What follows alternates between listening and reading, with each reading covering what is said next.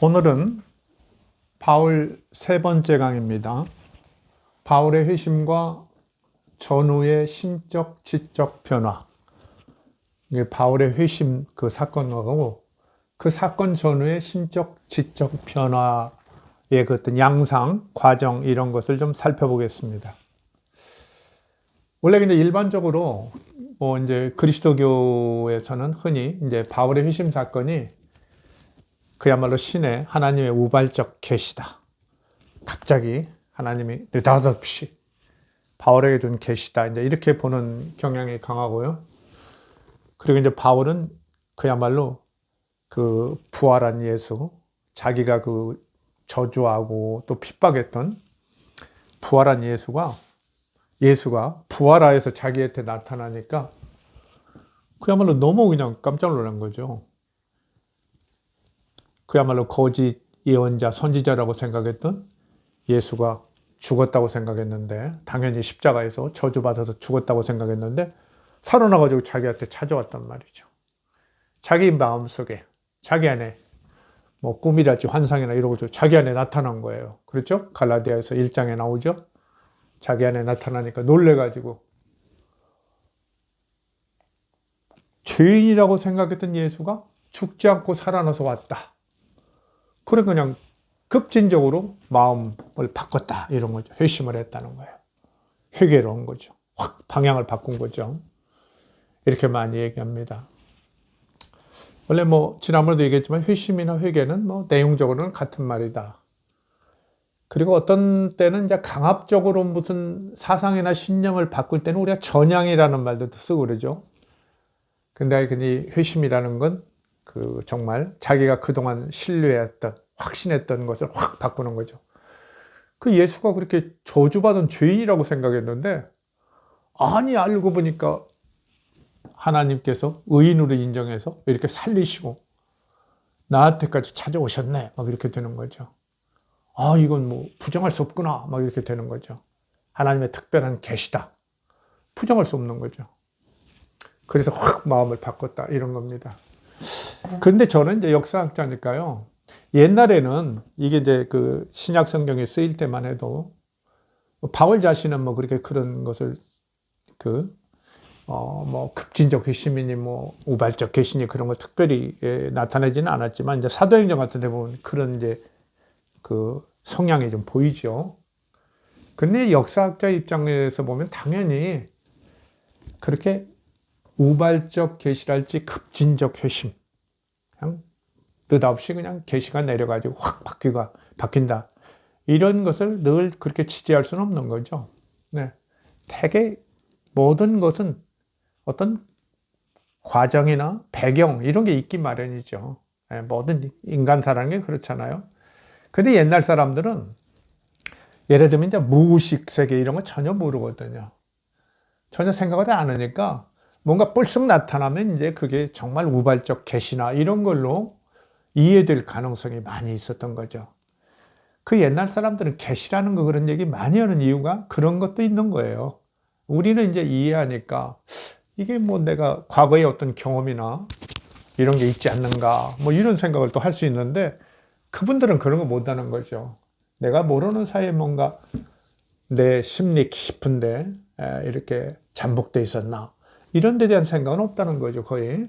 그래서 우리는 좀 특히 저는 이제 역사학자니까 역사적 점진적인 회심으로 보면서 그 가능성을 한번 보자는 거예요. 근데 저는 그 가능성이 있다고 생각하기 때문에 이렇게 바울의 회심을 그 사건은 물론이고 전후의 심적 지적 변화 과정이 있었다 이런 점진적인 역사적인 걸로 해석할 수 있고 오늘 그걸 여러분한테 보여주겠다는 겁니다. 자, 먼저 첫째 회심 사건을 먼저 일단 좀 살펴보죠.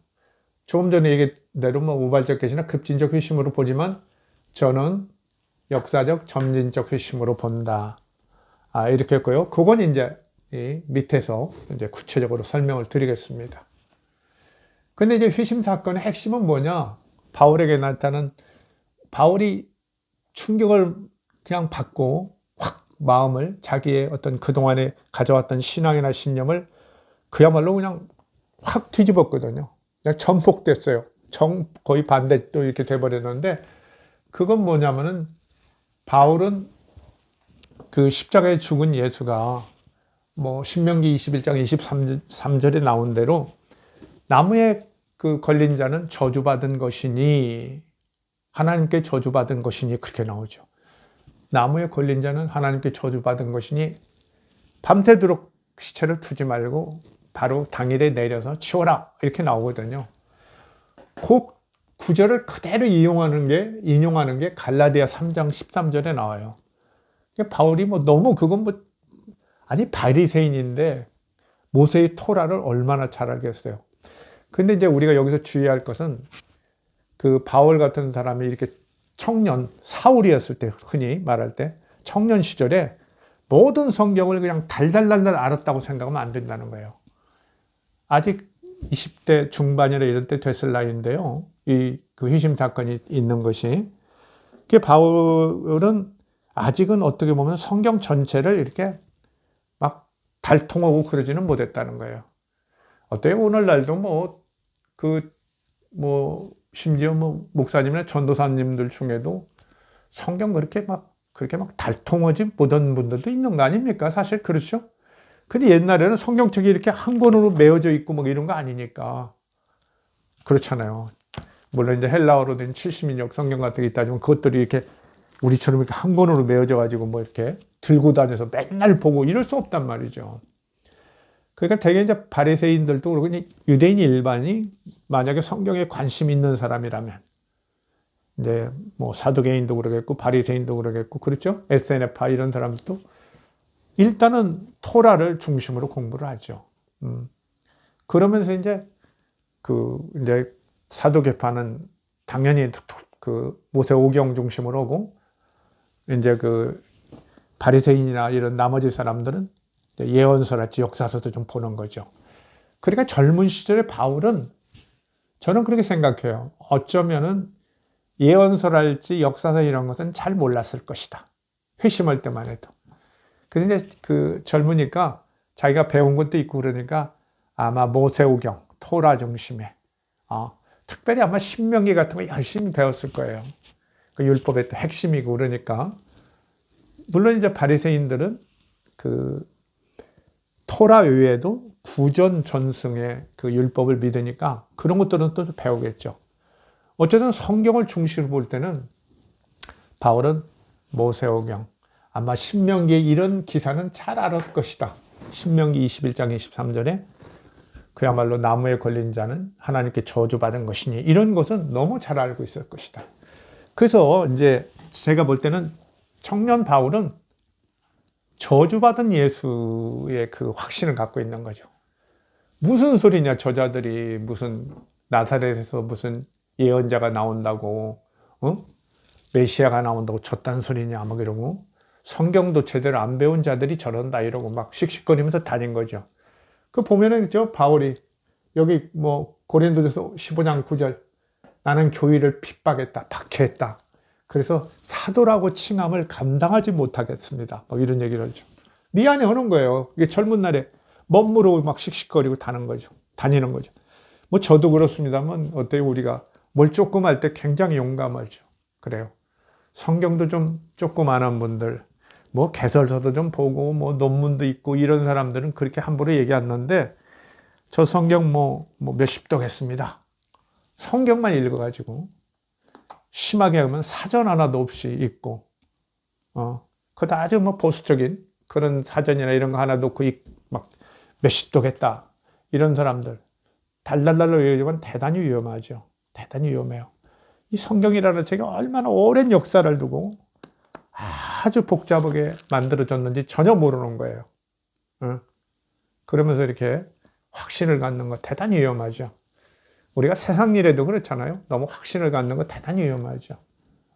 제가 요새 가끔 얘기합니다만, 이제 뭐 정치 계절이 왔는데 누구 사람 판단할 때도 우리가 주의해야 돼요. 제일 우리가 두려운 건 뭐예요? 자기가 잘 모르고 정상적인 사람을 비정상으로 오해하고 막 욕하고 그런 거. 그냥 뭐 댓글도 막 쓰는 거 보면 왜 이렇게 요새 욕들을 많이 하시는지. 절대 이 강의를 듣는 분들은 그러지 않겠죠. 자신을 조금 좀 이렇게 쓰다듬으십시오. 그리고 내가 틀릴 가능성 늘 갖고 있다는 거 유의하시기 바랍니다. 뭐 저도 늘 조심하고요. 인간이란 늘 과정 중에 있는 거예요. 저도 제가 뭐 얼마나 알겠습니까마는 그저 기존의 그리스도교 어떤 신앙에서는 좀 자유를 얻었다. 그런 거죠. 그런 겁니다. 자, 회심 사건의 핵심은 뭐냐? 저주받은 예수라고 바울이 생각했는데 부활 예수가 자기한테 탁 나타나니까 어떻게 돼요? 부활 예수에 의해서 저주받은 예수가 무효화돼 버리는 거예요. 아시겠죠? 아니 저자 나사렛의 그야말로 촌사람 저런 자가 무슨 메시아라고 그야말로 미친 자들이다.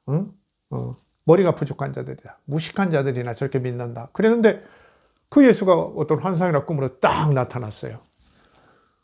정말 뭐 사도행전에 있는 대로 바울아 네가 핍박하던 나사렛 예수다. 이렇게 했을 수도 있겠죠. 그런데 바울은 그 서신에 보면 알죠. 딱 봤는데 직감적으로 예수라는 걸 알고 그 얼굴에 하나님의 영광이 있다는 걸 알았다는 거죠. 그런 건 좀 직감적으로 느낄 거예요. 그러면 그냥 팍 죽어버리는 거죠. 자기가 그렇게 부정했던 것이 가짜라고 부정했던 것이 명확하게 진짜로 막 이렇게 자기한테 현현할 때 옛날 사람들은 그걸 절대적으로 믿으니까요. 하나님의 계시로 믿으니까 그 신화의 시대에 살던 사람들이니까 그냥 자기한테 탁 현현할 때 신적 영광이 현현할 때 자기의 모든 것은 다 그냥 무효화가 되는 거죠. 그래서 회심 사건의 핵심은 부활 예수가 저주받은 예수를 무효화했다는 거예요. 아주 간단하죠. 그러면 어떻게 되느냐? 그동안 바울이 그 신앙했던 모든 것, 확신했던 모든 것은 다 무효화되는 거예요.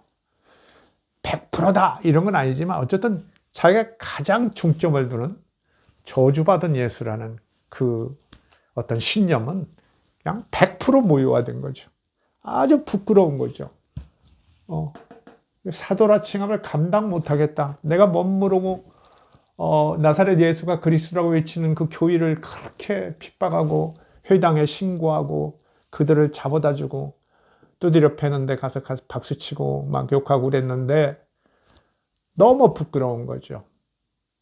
우리도 이렇게 뒤돌아보면 밤에 자다가 보면 부끄러운 일이 있죠. 옛날에 막 어떤 확신을 가졌던 일을 부끄러울 때가 있어요. 제가 언젠가 말씀드렸는지 모르겠는데 제가 그 중학교 때 한 친구가 제 그 교과서를 훔쳐갔다는 그런 확신이 들었거든요. 정황으로는. 근데 그 기억이라는 게 그렇게 이상한 거예요. 나중에 보니까 제 책상 서랍에 뒤에 걸려 있다가 책이 뚝 떨어지더라니까요. 나는 그 친구가 가져간 줄 알았는데 그 책을 또 샀어요. 헌책을. 그러니까 참 속상하죠. 그때는 그 돈 있으면 이제 친구들하고 빵 사 먹고 만두 사 먹고 재밌을 텐데. 근데 어쨌든 그 친구를 그냥 몇 주인지 뭐 몇 달인지 그렇게 의심을 했어요. 사과는 안 했어요. 그냥 미안한 마음은 가졌는데 지금까지도 그게 생각이 가끔 나요. 이렇게 사람이라는 게 틀릴 수 있다는 거. 어쨌든 바울은 정말 아주 부끄러운 그런 대의심을 합니다. 그러면서 이 저주받은 예수라는 건 당연히 그 토라 중에 신명기에 나오니까 자기가 여태까지 믿었던 바리새인으로서 확신했던 율법 중심 신앙에 대한 회의가 온 거죠. 이건 문제 있구나. 율법 중심 신앙에 대한 회의가 왔어요. 그래서 당연히 예수 그리스도 신앙으로 반전한 거죠. 지금까지 예수를 저주하고 그렇죠? 정죄했던 율법 신앙이 잘못됐구나. 아니 나한테 살아나셔가지고 정말 의인이 돼서 나타나셨는데 의인으로서 부활해서 하나님의 영광을 띠고 나타났는데 뭐 다른 설명이 필요 없는 거죠. 그래서 율법 중심 신앙에서 예수 그리스도 신앙으로 반전, 이렇게 뒤집어졌다는 거죠. 확 달라졌죠. 그러면서 이제 율법의 어떤 가치의 강등. 그러니까 그 당시에요. 지금 뭐 이제 곧 얘기하겠지만은 이제 세관점이랄지 이런 은혜, 능력, 신학 뭐 이런 데서 얘기하는데 여러 이제 자료들 얘기하죠. 그래서 이제 알렉산드리아 필로랄지 그렇죠. 여러 그런 에스라 사서 이런 거 여러 자료들 그 시대에 많이 어떤 그런 묵시사상 이런 걸 나타내는 그런 것들 많고 유사 역사책 같은 것도 꽤 있고 그러죠. 그런 자료를 이제 샌더스나 이런 사람들이 이렇게 이제 바클레이 이런 분들이 많이 추가로 분석을 해가지고 새로운 견해들도 내놓고 그래가지고 논쟁이 많았었는데요. 그런 책들을 보면 다양성이 있지만 1세기에 유대인들의 책들은 하나 특색이 있어요. 조금씩 차이가 있지만 기본은 율법에 대한 충성은 여전해요. 율법은 모든 가치의 기준이에요. 그렇죠? 그냥 하나님의 그냥 어떻게 보면 대리예요. 하나님의 어떤 현신 같은 것처럼 얘기하는 거예요. 율법의 최고의 가치, 기준적 가치, 절대 가치를 부정하는 다른 사상은 전혀 없어요. 전혀 없어요. 근데 딱 한 사람, 바울이 지금 그걸 하는 거예요. 왜? 이때 그냥 확 두들겨 맞은 거예요. 부서져 버린 거예요. 자기의 어떤 확신이. 그러니까 이걸 바울이 확신을 얻고 바로 떠들지 못했을 거예요. 아마 일가 친척들을 찾아가지 못하고 그야말로 예루살렘으로도 가지 않고 아무 관계없는 아라비아로 갈 때는 그런 것도 저는 있었을 거라는 생각이 들어요. 너무 기존에 어떤 자기가 갖고 있던 율법에 대한 확신이 너무 깨지니까. 근데 모든 유대인들은 여전히 율법에 대해서 아주 존중하거든요. 여러분 이제 나중에 이제 제가 강의를 하겠습니다만은 안티옥 사건을 보면은 예수의 죽음 다음에 한 18년 후의 일인데도 여전히 베드로나 심지어 바나바까지 그렇죠? 율법에 대한 그 가치에 대해서 명확한 판단을 못 내려요. 이걸 어떻게 할 것인가? 그리스도 신앙과 율법의 어떤 관계를 어떻게 설정하는 거에 대해서 그냥 전통과 관습에 의해서 예수님한테 배운 것도 있고 그러니까 그냥 적당히 살지 자기들이 논리적으로 확실한 체계를 갖고 그거 없습니다. 그래서 이제 바울이 막 베드로를 혼내는 그야말로 기괴한 사건이 벌어지는 거죠. 그죠? 그냥 편입생이 정통, 최고의 학생 대표 졸업생을 막 혼내는 그런 상황이 벌어지는 거예요. 그래서 이게 바울의 이 회심 사건은 우리가 정말 어떻게 보면은 아주 보수적인 신학자들이 얘기하는 바울이 그때 그냥 모든 것이 다 바뀌었다. 이렇게까지는 하는 것은 조금 주의해야겠지만 기본적인 것은 확 바뀌어버렸어요. 그래서 제일 의미 있는 것은 진짜 말할 것 없이 이제 부활 예수가 저주받은 예수를 아주 무효화시켜버렸고 그것 자체는 율법의 어떤 가치나 지위를 강등시키고 상대화했다는 거예요. 율법의 상대화라는 건 유대인에게는 유대교 신자는 있을 수 없는 거예요. 그러면서 제가 이제 나중에 강의 제목 중에 하나 생각하는 게 그게 있는데 바울 사도는 유대교인인가 유대교도인가 이런 제목도 좀 생각하고 있는데요. 바울은 다른 거예요. 사실 그 점에서 상당히 발을 많이 밖으로 내세운 나간 사람이에요. 다른 사람들은 막 번민하고 어쩌고 해도 이 가에서 알렉산드리아 필로 같은 사람 유명한데 어때요? 그리스 철학 배워가지고 막 설명하는데 여전히 그 유대 선민주의나 이런 거에서 못 벗어나요. 못 벗어나요. 철학을 받아들이면 뭐합니까? 세계적 변화를 받아들이지 못하는데 저는 그 점에서는 바울이 필로보다 굉장히 역사학적으로 높이 평가할 수 있는 사람이에요.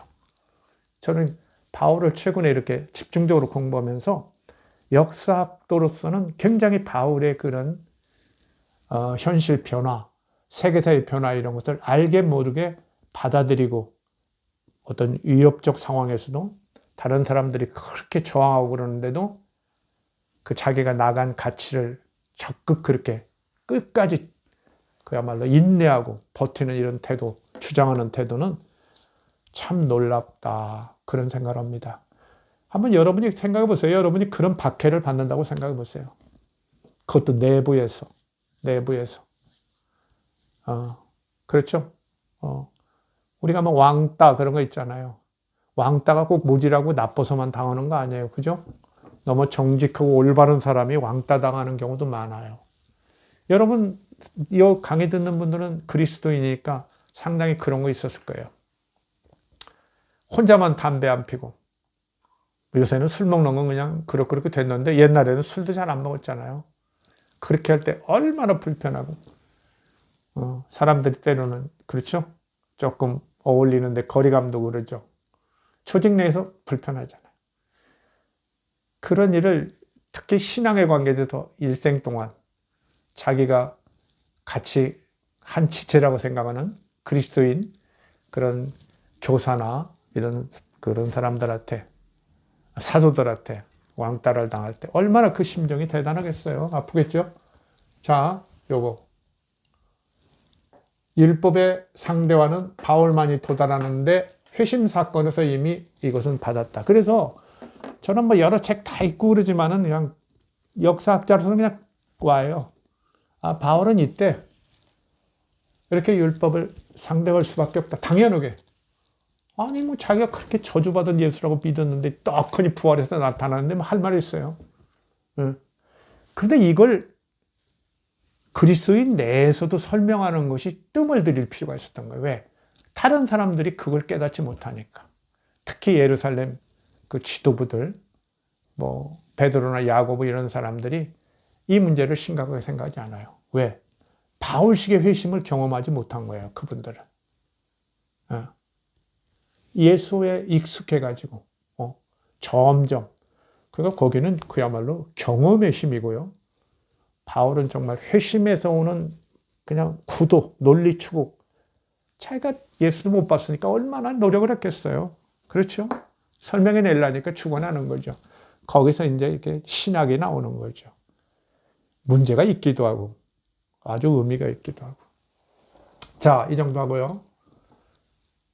저는 이제 역사적, 점진적 회심이라고 본다. 과연 그런지 한번 보십시오.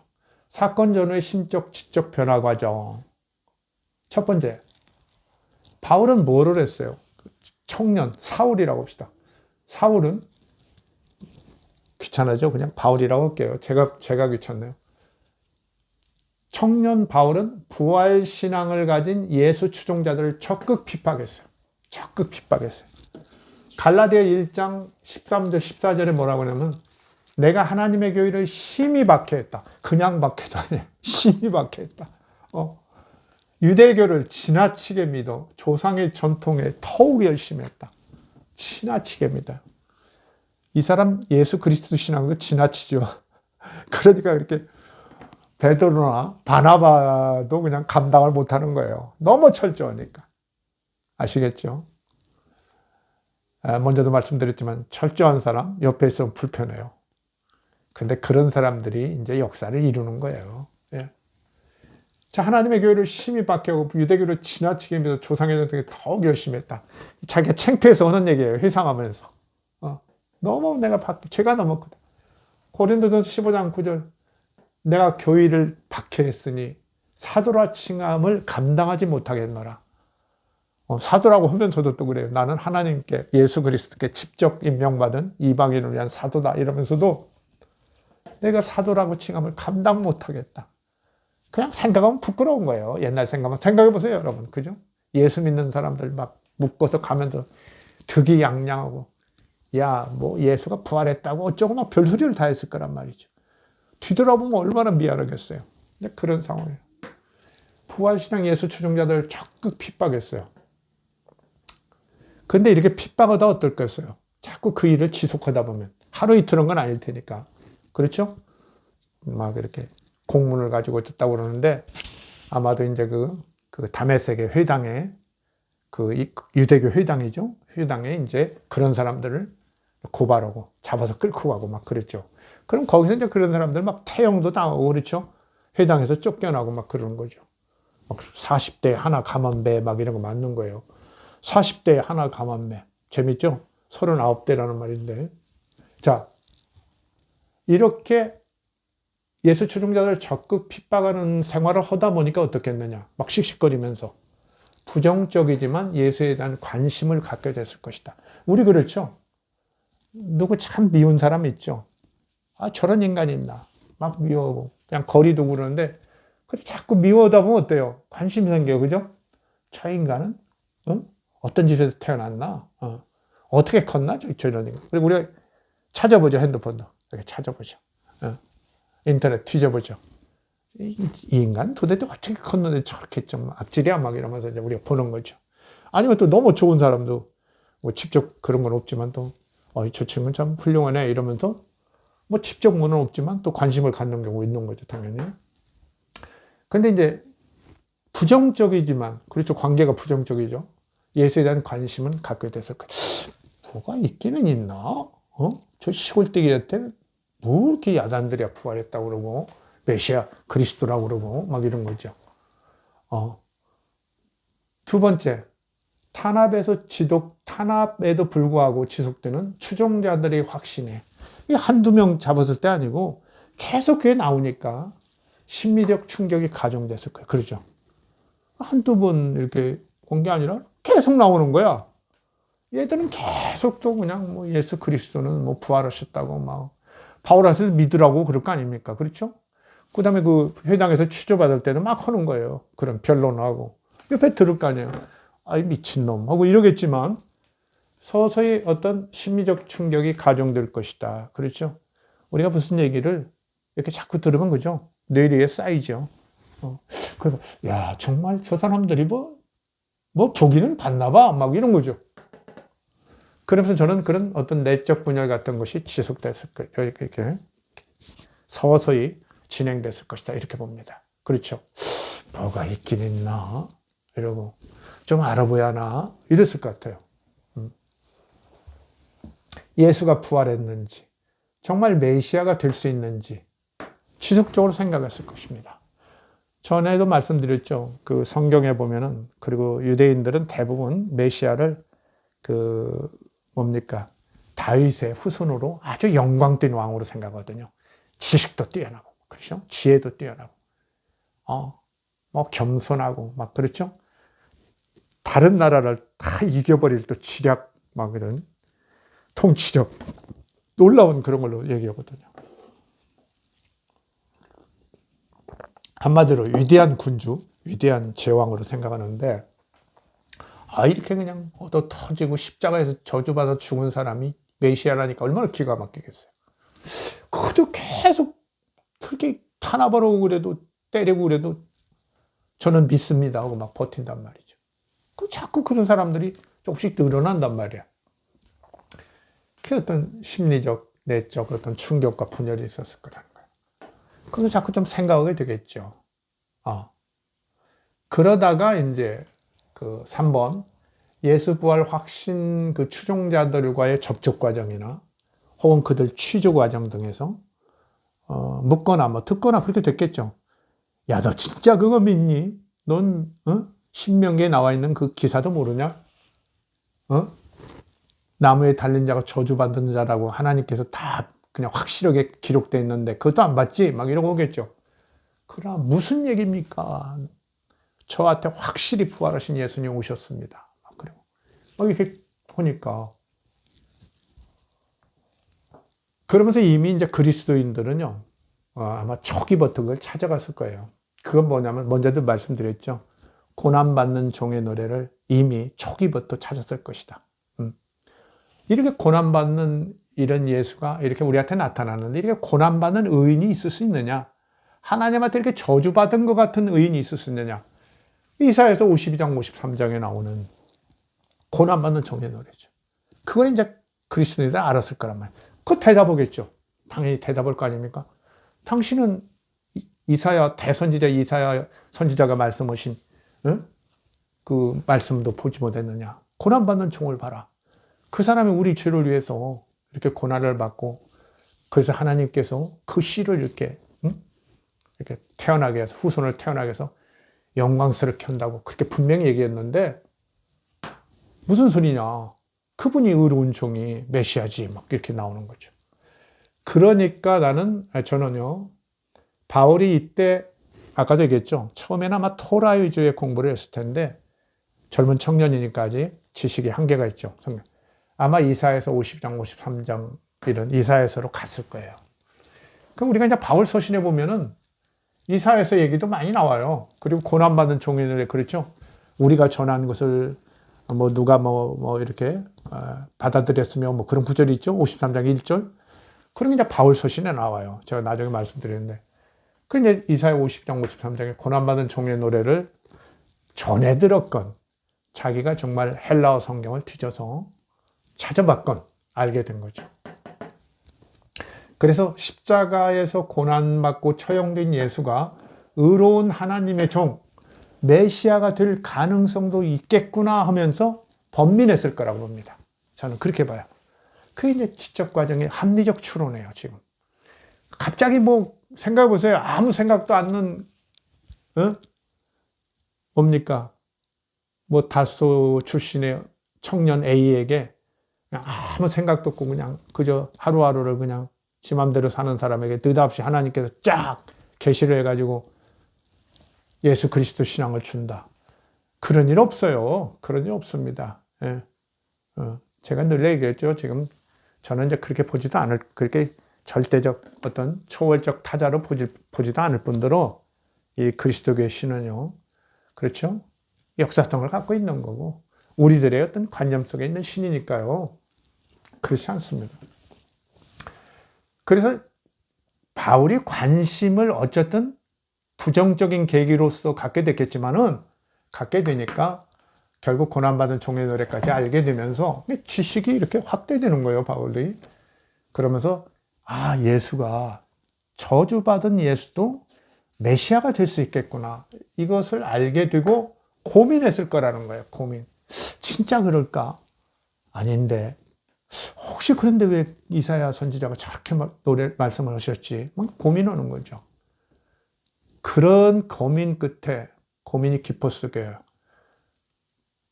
제가 심리학자는 아니지만 심리학 책을 꽤 많이 대학 때는 뭐 심리학 개론부터 시작해서 제법 강의를 듣고 책도 꽤 많이 읽고 그러는데요.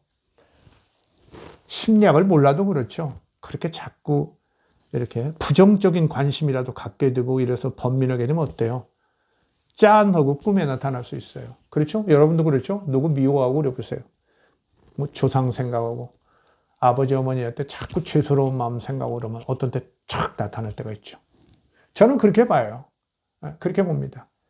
아주 합리적으로 얼마든지 설명할 수 있어요. 그래서 4번은 부활 예수가 심적으로 현현했다. 그렇잖아요. 갈라디아서 1장 17절, 18절, 9절.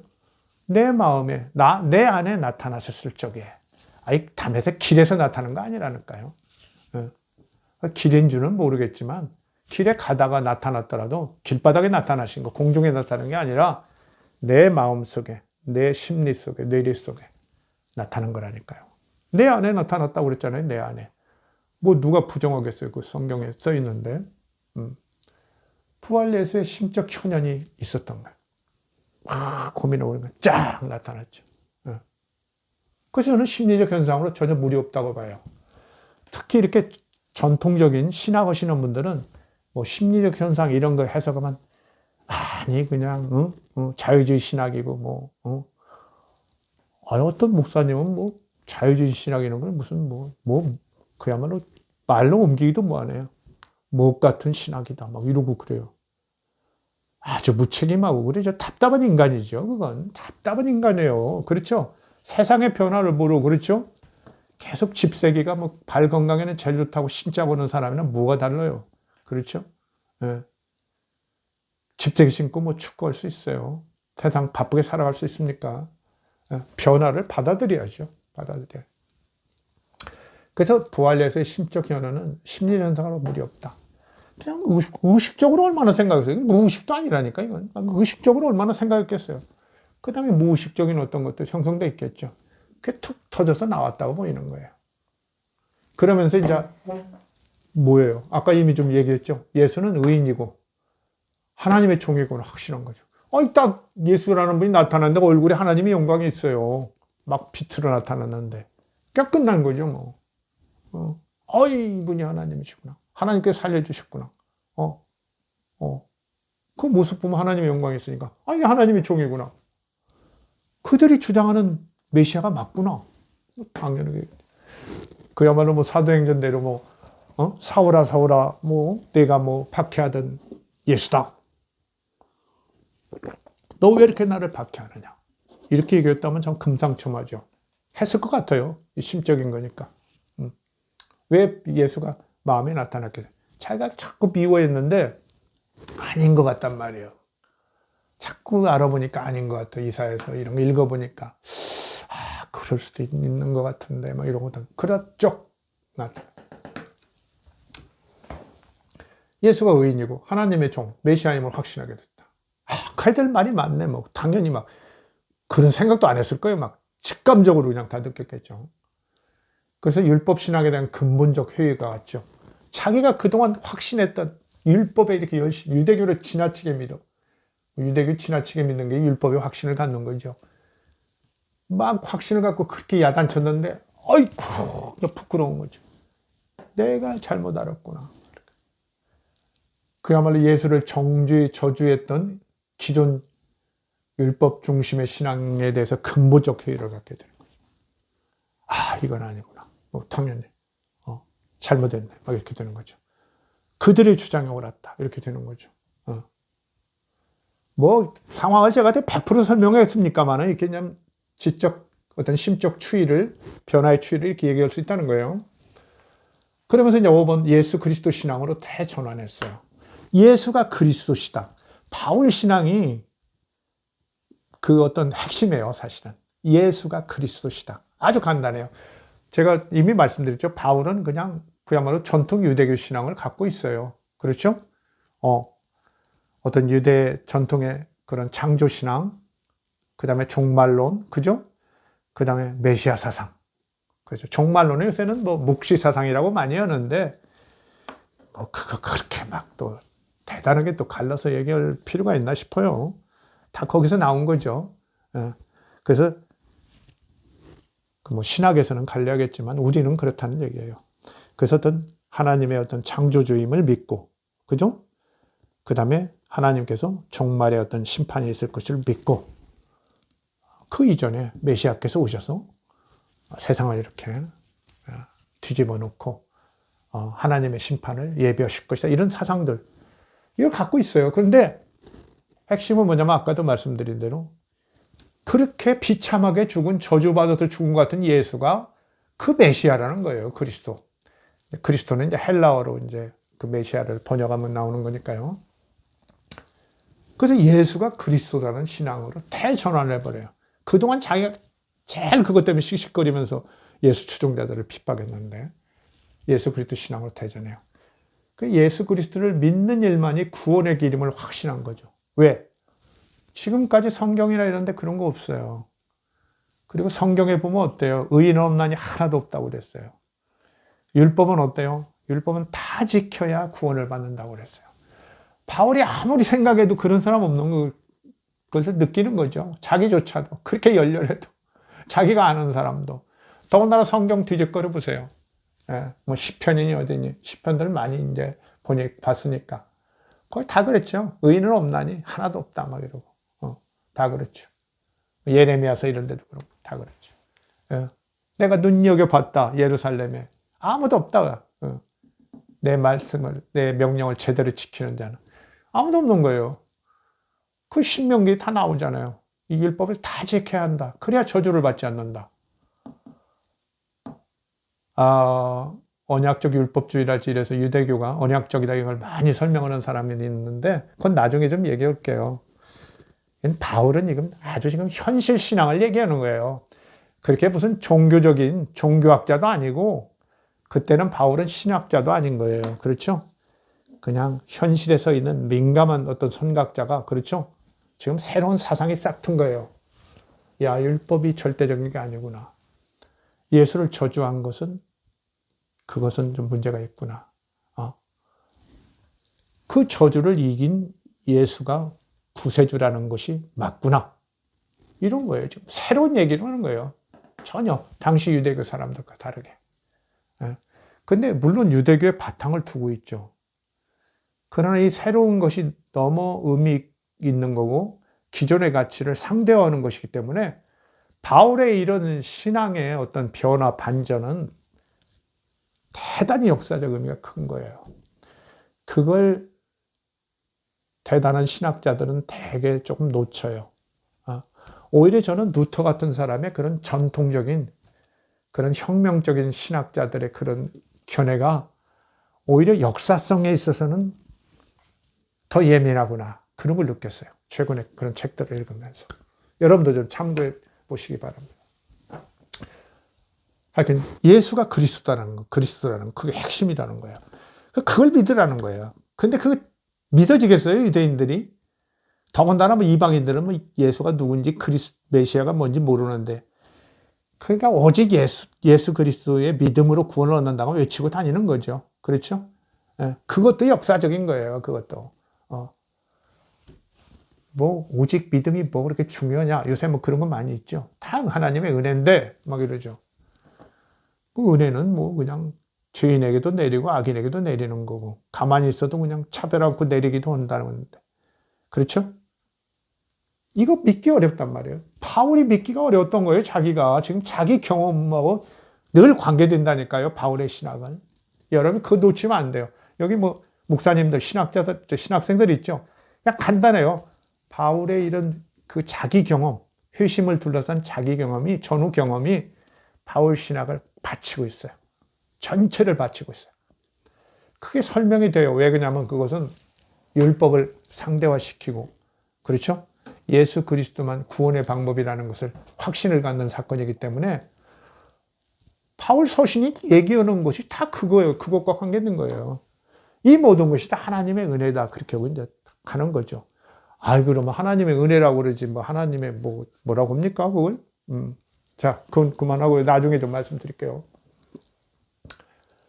예수 그리스도를 믿는 일이 어렵고 급선무임을 알게 되고, 자기도 어려웠잖아요. 근데 예수 믿는 것이 사람들도 안 믿어. 근데, 그래서 이렇게 예수 추종자들이 애타고 두드려 맞아도 억압받아도 그렇게 열심히 선교하고 다녔구나, 아는 거예요. 어렵고 급선무임을 알게 되고, 예수 그리스도를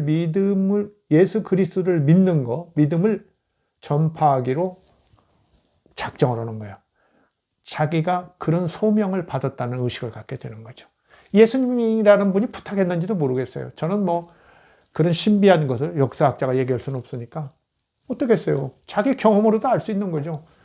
예수님, 내가 이렇게 그 예수 그리스도를 전파하는 걸 방해했는데 나한테 나타났는데 예수가 이게 뭔 얘기냐. 더군다나 다메섹은 이방 아니에요. 그죠? 시리아 땅인데 이방에 나타났어요. 디아스포라인 자기에게. 그 예수의 제자라는 건 무식하고, 그렇죠? 그냥 아람어나 하고, 그렇죠? 그냥 팔레스타인에서 왔다 갔다 할 수 있는 사람인데 자기는 뭡니까?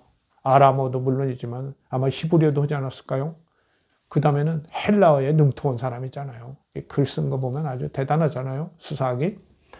그러니까 내가 예수 그리스도를 이방에 전하는 걸 방해했는데 예수님께서 나타나셔서 나를 확 뒤집어 놓으신 거.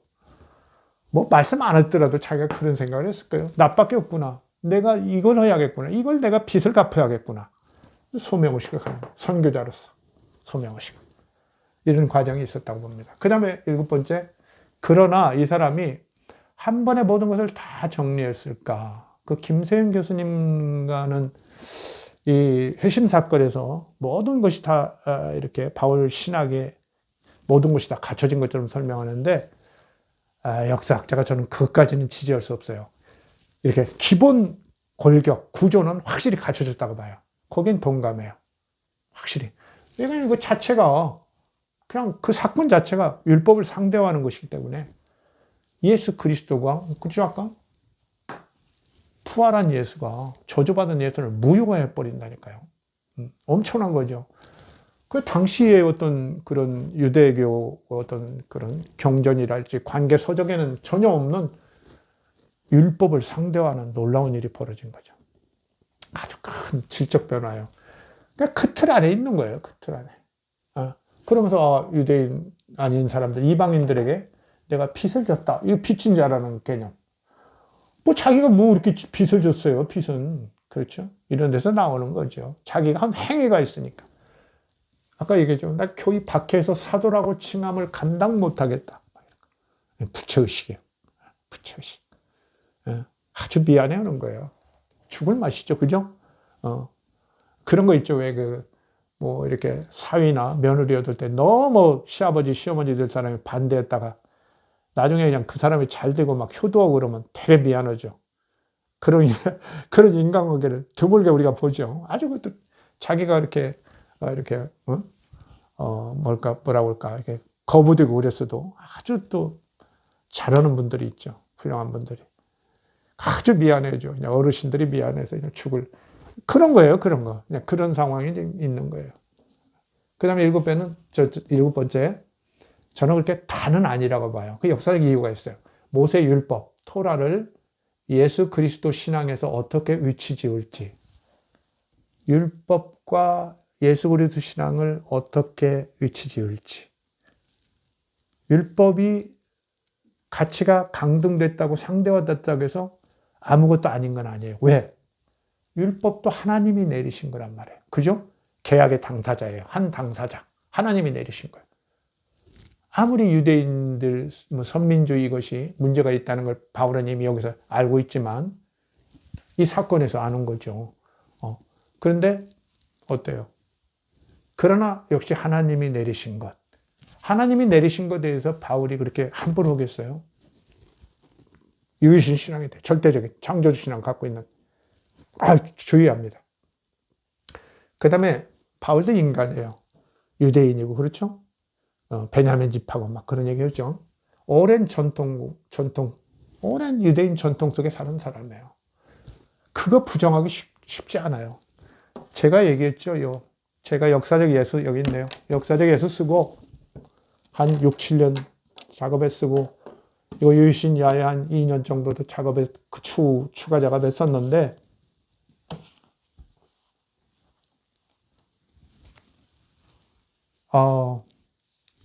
역사적 예수 쓰기 그 준비하는 과정에서도 아주 심한 아주 좋지 않은 병. 제가 좀 대의적으로는 얘기 안 내요. 병이 걸려서 한 6개월간 치료를 받았고. 그렇죠? 유이신 야했을 때는 이가 별로 이렇게 좋은 편은 아닌데 그냥 자꾸 악물고 생각을 많이 하고 작업을 하다 보니까 이가 아파가지고 그 치과에 가니까 아무 일 없다고 그러고 그 나중에 보니까 이가 상해가지고 결국은 이 빼고 임플란트라는 걸 처음으로 좀 해봤습니다만 그런 거죠. 아니 60년 믿어왔는데 바꾸는데 얼마나 힘들겠어요. 근데 이제 바울은 그때 26살 됐다고 보이는데 저보다는 나이가 이제 적으니까 더 좀 쉽게 해야 되나 모르지만 유대인 사회라는 건 또 우리하고 다르잖아요. 그죠? 얼마나 이게 율법 야훼 하나님은 그냥 그 자체가 모든 건데 거기서 이거 신명기 21장 23절 이런 것도 있지만 그렇죠? 이렇게 하나님께서 또 따로 갖고 있는 뭔가 계획이 있으시네. 이사야 선지자에게 나중에 또 이런 걸 또 계시를 하셨구만. 이런 대단한 얘기. 우리가 생각하지 못할 걸 여기도 넣어놓으셨네. 이런 거. 그거 깨닫는 과정이 이런 게 만만치 않았을 거예요. 그러니까 기본적인 것은 딱 확보됐지만 율법을 어떻게 이런 새로운 예수 그리스도 신앙과 이렇게 자리를 매김어야 할까? 그걸 어느 정도의 이걸 자리매김어야 할까? 이런 거는 고민이 상당히 있었을 거라는 거예요. 특히 율법에 대한 절대성 인식이 아주 이런 지배하는 사회니까요. 이거 누구한테 얘기하겠어요? 발설하겠어요, 함부로? 발설 못해요. 그러니까 사실은 그냥 미리 이런 얘기하고 다니지는 않았던 거예요. 자기가 성숙시키고 자기 위치가 있고 뭔가 좀 나이도 먹고 이제 확신이 서니까 그렇죠? 이게 안디옥 사건 이런 때는 그렇잖아요. 나이가 상당히 먹죠. 거의 50 가까이 될 거예요 아마. 그렇죠? 50 안 되나요? 48년이니까 AD 48년이니까 뭐 30대 후반 내지 40대 그렇게 되네요. 25세 플러스 거의 40대네요. 40대. 거의가 아니라 40대예요. 40대니까 이제 좀 자신의 찰 때잖아요.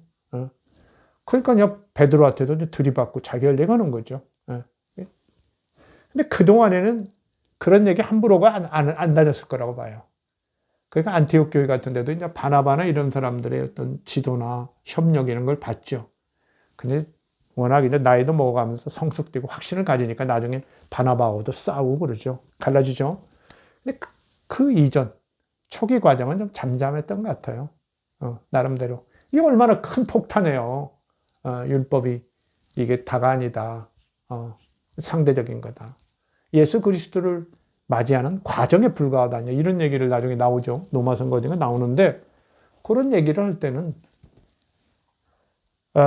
이 율법을 예수 그리스도 신앙과 어떻게 그 관계를 설정하나 자리를 두나 이건 상당한 어떤 무거운 지적 과제로 갖고 있었으리라고 봐요. 단박에 다 해결했다고 저는 보지 않습니다.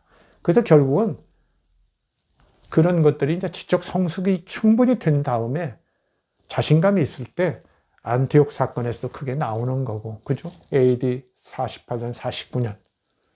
그러니까 바울로서는 한 40대 초반이나 중반 된 나이에요. 이때는 이제 자기 얘기로 오는 거죠. 그때는 뭐, 그 정도 뭐, 나이 먹으면 아주 그냥 장년으로서는 뭐, 최고 저 나이죠. 대개 50대 죽고 그런 때니까요. 그래서 일단 하여튼, 율법과 예수 그리스도 신앙은 이렇게 상당히 과제로 갖고 있었을 것이다. 어떻게 관계를 맺으나. 아까 얘기한 대로 회심 사건 즉시 정리됐을 가능성을 생각할 수는 있지만은 관련 자료도 없고 이렇게 드러나는 것으로 볼 때 안디옥 사건에서도 어때요? 베드로라지 이런 사람들은 아직 정리가 안 돼 있어요. 그 문제에 대해서. 그러니까 베드로는 왔다 갔다 하는 거예요. 그냥 예수님한테 배운 대로 오고 편의대로 오고 적당히 하고 있어요. 아직도. 알겠죠? 그 율법의 행위들을 어떻게 할 것인가. 이 그리스도 신앙에서. 거기에 대한 확실한 정리가 없었다니까요. 이 천주교 신자님들 뭐 베드로 이렇게 높이 보시는 분들 기분 나쁘지 마세요. 뭐 이거 뭐 잘 알았다고 다 뭐 또 다 훌륭한 건 아니에요. 또 그분은 그분대로 또 공헌이 있고 장점이 있을 수 있으니까요. 너무 기분 나쁘지 마시고요. 그래서 저는 적어도 이게 안티옥 사건 이전, 그 직전에 이제 예루살렘에서 이제 회의가 열리죠. 그렇죠? 지도자들 회의가 열리는데 거기에서 합의사항 같은 걸 보면 그 이전에 바울이 그러니까 한 30대 이런 40대 초반까지 적어도 40대 초반까지는 확실히 정리가 됐을 것이다. 그런 것들이 그 정리가 되니까 외부에 편지를 쓰는 데도 자신 있게 얘기하는 거죠. 그렇죠? 이제 이 편지로 글로 남기는데요. 증거를 남기는데 이거 유대인 그리스도인들이 유대계 그리스도인들이 그렇게 싫어하는 건데도 막 편지를 남기죠. 주장하고 박해받으면서도. 그래서 그 중간 과정에 아마 뭐 이렇게 30대 후반이나 40대 초반쯤에는 정리가 됐을 것이다. 이렇게 봅니다. 그래서 그때는 편지에도 이렇게 쓰고 그리고 독자적인 선교를 하죠. 그때는. 그 이전에는 독자적인 선교를 안 하니까 독자적인 선교를 안 하면서 이런 얘기를 그렇게 자유스럽게 했을까? 그러지는 않을 것 같아요. 물론 초기 그 신자들은 그리스도인들은 뭐 그런 데 대해서 논리적으로 너무 따지지 않고 그냥 예수 그리스도 찬양만 하면 뭐 좋아할 때니까 그렇죠? 나를 반대하지 않는 자는 뭐 우리 편이다 이런 성경 말씀이 있는 정도니까 그렇기는 합니다만은 바울도 이렇게 그 얘기를 그렇게 막 드러내고 오지는 않았을 것 같아요. 근데 제가 이제 역사학자로 판단할 때는 그것이 딱 사건으로 드러나는 것이 안디옥 사건이기 때문에 그 이전에는 그것이 그렇게 바울도 그렇게 힘주어서 얘기하지는 않았을 가능성 그런 것들이 상당히 높다. 이런 정도로만 정리합니다. 이렇게 이제 바울의 회심은 전후에 어떤 역사적 배경이 있다. 아까 얘기했죠? 부활 신앙 예수 추종자들을 적극 핍박하고 계속 핍박하고 그들이 이제 반발하고 그들도 또 막 고백하고 저항도 하고 그렇죠? 막 또 오히려 이제 전도하려고 돌 거 아닙니까? 이런 과정에서 이제 부정적이지만 이렇게 예수에 대한 관심 갖고 번민을 하다가 결국 이사야 52장, 53장 이런 데에 나오는 고난받는 종 같은 걸 알게 되고 결국 그의 마음속에서 부활 예수가 현현됐다. 그래서 충분히 심리적 현상으로 어떤 분은 아니 당신 왜 그 심리적 현상이라고 합니까? 여전히 막 이러면서 기분 나쁘실 분이 있는데 만약에 말이죠. 정말 이렇게 절대적인 하나님 정말 3층천까지 끌려가서 이상한 얘기까지 들었다고는 바울이니까 정말 궁극적 실체할 때 정말 하나님의 계획에 의해서 계시를 받았다면 어떻겠어요? 여러분이 바울의 그 첫 번째 지금 남아있는 서신 데살로니가 전서를 보세요. 4장. 데살로니가 전서 4장. 아마 그 16절, 17절이에요. 거기를 보면 데살로니가 그 교회가 뭐가 제일 고민이었냐면 바울이 곧 예수님이 재림하신다고 하니까 이 사람들이 열심히 믿는데 믿는 사람들이 자꾸 죽어가는 거예요. 한두 명. 그 사람들이 걱정인 거예요. 이거 같이 하나님 나라 온다고 해서 믿고 열심히 하고 있는데 아니 사랑하는 우리 형제자매가 죽어가는 거예요. 그러니까 그걸 바울한테 이제 얘기하는 거예요. 그러니까 바울이 편지를 쓰죠. 걱정하지 말아라.